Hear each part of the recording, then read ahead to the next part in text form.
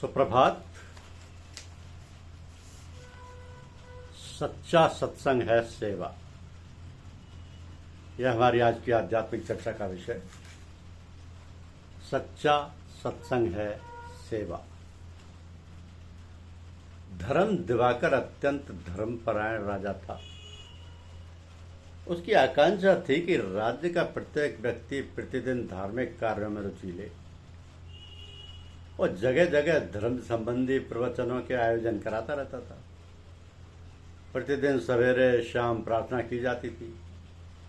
राजा का सख्त आदेश था कि नगर का प्रत्येक नागरिक संतों के प्रवचन में उपस्थित हुआ करे। राजा समय समय पर पता लगाता रहता था कि किस किस क्षेत्र के लोग सत्संग तथा प्रार्थना में नहीं पहुंचते। जो लोग सत्संग में नहीं पहुंचते थे उन पर दबाव डालकर आने को कहा जाता था। एक दिन राजा को शिकायत मिली कि अमुक क्षेत्र के कुछ युवक ना सत्संग में आते हैं ना प्रार्थना में, वे घरों से अन्यत्र चले जाते हैं। तो राजा के गुप्तचर पता लगाते लगाते एक आश्रम में पहुंचे। प्रार्थना के समय कुछ युवक आश्रम में पहुंचे। गुप्तचरों ने देखा कि युवक वृद्धों व अपंगों की सेवा कर रहे थे।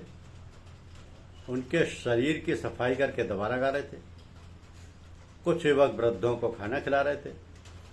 तो गुप्तचरों ने राजा को सब बातें बताई। वो स्वयं धर्म सभा से आश्रम में जा पहुंचा। उसे पहली बार पता चला कि उसके नगर में बेसहारा व अपंग वृद्ध भी जो आश्रम में रहते हैं, वह युवक सत्संग व प्रार्थना में ना आ जाकर उनकी सेवा में लगे रहते हैं। राजा ने अगले दिन ही सत्संग की जगह अपंगों बेसहारा लोगों के लिए लंगर लगाने का आदेश दे दिया। वो समझ गया कि सबसे बड़ा धर्म तो भूखों को भोजन देना और बीमारों की सेवा करना है, क्योंकि सच्चा सत्संग सेवा है। महाराजा भोज प्राय संत महात्माओं का सत्संग करके ईश्वर और भक्ति संबंधी जिज्ञासाओं का समाधान प्राप्त किया करते थे। एक बार उन्होंने विद्वानों से पूछा कि भक्ति एवं सज्जनता में से किसे प्राथमिकता दी जानी चाहिए, दोनों में से किसका महत्व ज्यादा है। किसी ने कहा कि सज्जनता और सरलता से ही ईश्वर की कृपा प्राप्त की जा सकती है, इसलिए सज्जनता का ज्यादा महत्व है। दूसरे ने कहा कि भक्ति भाव से ही तो हृदय में सदाचार के भाव पैदा होते हैं, इसलिए भक्ति को ज्यादा महत्व दिया जाना चाहिए। राजा भोज उनके उत्तर से संतुष्ट नहीं हुए। कुछ दिन बाद अचानक भोज कुछ सहयोगियों के साथ वन में भ्रमण के लिए गए। अचानक कुछ अपराधियों ने उन्हें पहचानने के कारण उन पर हमला कर दिया।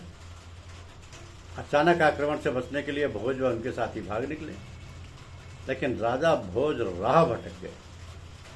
भूख प्यास से व्याकुल राजा भोज भटकते भटकते एक संत की कुटिया तक पहुंच तो गए, पर प्यास के कारण मूर्छित होकर गिर पड़े। मूर्छा टूटने पर उन्होंने देखा कि संत उन्हें पंखा जल रहे हैं। मूर्छा टूटते ही संत ने भोज को पानी पिलाया। महाराजा भोज विस्मित होकर बोले, आप संत हैं, मैं यहाँ पहुंचा तो आप ध्यानमग्न थे। आपने मुझ जैसे क्षुद्र प्राणी के लिए ध्यानभंग क्यों किया। संत ने कहा, वत्स, धर्मशास्त्रों में कहा गया है कि सज्जनता, सेवा भावना ईश भक्ति का श्रेष्ठतम रूप है। सज्जनता, सेवा भावना ईश भक्ति का श्रेष्ठतम रूप है। किसी को संकट में देखकर उसकी सेवा सहायता करने वाले से भगवान शीघ्र प्रसन्न होते हैं। भोज को अपनी जिज्ञासा का समाधान मिल गया। वर्ष 2009 बुद्ध का 2552वां महापरिनिर्वाण वर्ष मनाया गया। दुनिया के लोग आज भी भगवान बुद्ध को याद करते हैं। बुद्ध ने जिस मानवीय विज्ञान की खोज की वो विश्व के सभी प्राणियों के लिए उस समय भी उपयोगी था, आज भी उपयोगी है, तथा आने वाले समय में भी उपयोगी रहेगा। तो सभी संतों की तरह बुद्ध की खोज भी स्वानुभूति पर आधारित है। जिससे कोई भी मनुष्य साधना के आधार पर अनुभव करके अपने जीवन को सुखी बना सकता है। यह विज्ञान तुरंत परिणाम तथा सत्य की स्वानुभूति कराने वाला है।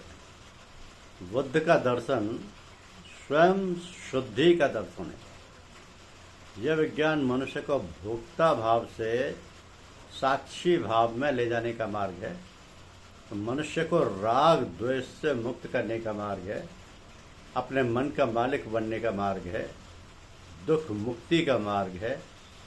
बुद्ध की खोज का मूल मंत्र है, शरीर पर संवेदना उत्पन्न हुए बिना मस्तिष्क में कुछ भी उत्पन्न नहीं हो सकता। यह बुद्ध की मूल खोज है, जिसके आधार पर मन का मालिक बना जा सकता है। मन की सभी गुत्थियों को समझा जा सकता है।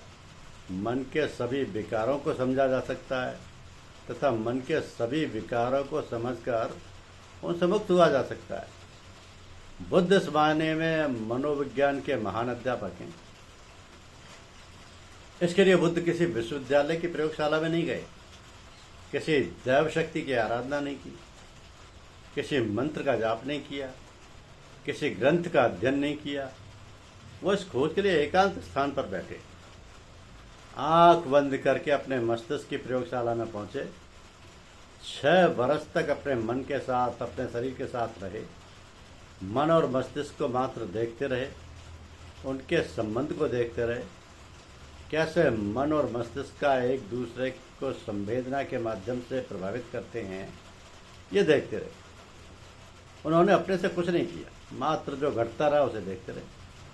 उन्होंने दुख मुक्ति का मार्ग केवल देखते देखते ही ढूंढा, जो कि सत्य उनके शरीर पर प्रकट हुआ, जो भी उसे केवल देखते रहे। इसलिए उनकी साधना का नाम विपश्यना पड़ा। वि माने विशेष तथा पश्यना माने देखना, यानी कि विशेष तौर से देखने का मार्ग। यहाँ देखने से अभिप्राय है अनुभव करना। तो उन्होंने देखते देखते 52 प्रकार के मस्तिष्कों की खोज की। उनमें से उन्होंने 4 तरीके के मस्तिष्क को दुख मुक्ति का आधार बताया। उन्होंने 6 इंद्रियों को मस्तिष्क का पहला भाग माना। कोई भी तरंग, चाहे रूप हो, गंध हो, स्वाद हो, शब्द हो, स्पर्श हो या मन हो, पहले हमारी इंद्रियों में से किसी एक को स्पर्श करती है। इससे शरीर का अनुभव होता है कि कुछ स्पर्श हुआ है। ये तरंग मस्तिष्क के पहले भाग से दूसरे भाग पर पहुंचती है, जहाँ पर इसे जानने का काम होता है कि तरंग रूप है, गंध है, स्वाद है, शब्द है, स्पर्श है या मन है। जानने के बाद इस तरंग को मस्तिष्क के तीसरे भाग के पास भेज दिया जाता है और यह इसका विश्लेषण करता है। विश्लेषण के बाद हमारे मस्तिष्क का चौथा भाग अपना काम आरंभ करता है। ये भाग विश्लेषण के अनुसार प्रतिक्रिया करता है। यदि यह रूप प्रिय है तो इसके प्रति राग जागता है, तृष्णा जागता है। यह प्रिय रूप बना रहे और नित्य रहे, इस तरीके का भाव जगाता है। हमारी तृष्णा बढ़ती जाती है, तृष्णा बलवती होती जाती है। यदि रूप अप्रिय है तो हमारा मन कहता है नहीं चाहिए। ऐसे ही द्वेष कहा गया है। दोनों स्थितियों में चाह प्रमुख है। चाहिए से राग और नहीं चाहिए से द्वेष। इस प्रकार मस्तिष्क के चारों भाग अपना कार्य करते हैं। तो भगवान ने अपने मस्तिष्क की प्रयोगशाला में देखा और समझ गए कि सारे दुखों की जड़ को कैसे हम राग द्वेष उत्पन्न करते हैं और कैसे हम इनसे मुक्त हो सकते हैं। इसका पूरा विज्ञान समझ में आ गया। इस खोज के बाद उन्होंने दूसरा नियम खोजा, सभी सुख अंततः दुख के द्वार पर ही पहुंचाते हैं। सुख की चाह हमें दुख के द्वार पर ले जाकर खड़ा कर देती है। जब तक सुख रहता है हमें बड़ा मजा आता है, किंतु सुख भी स्थायी नहीं है, क्योंकि अनित्य है। जाना उसका स्वभाव है, यही सत्य है। इसलिए जब वो जाएगा तो हमें दुख होगा ही। इस प्रकार बुद्ध हमें सुख दुख की चाह से भी मुक्त करते हैं। बुद्ध की तीसरी खोज है, यह संसार तरंगों का पुंज है। बुद्ध का दर्शन अनित्य, अनात्म एवं दुख पर आधारित है। इसे वे एक वैज्ञानिक की तरह संवेदना को आधार बनाकर समझते हैं। वेदना के 3 प्रकार हैं, सुखद वेदना, दुखद वेदना तथा असुखद वेदना। अब वेदना की सत्यता अनित्यता का बोध कराती है। यही अनित्यता अनाम का बोध कराती है। और जब अनुभव के आधार पर दुख वेदना की सत्यता का पता चलता है तो दुख का विज्ञान खुल जाता है। यह बुद्ध की खोज है। 3 खोज हैं। धन्यवाद।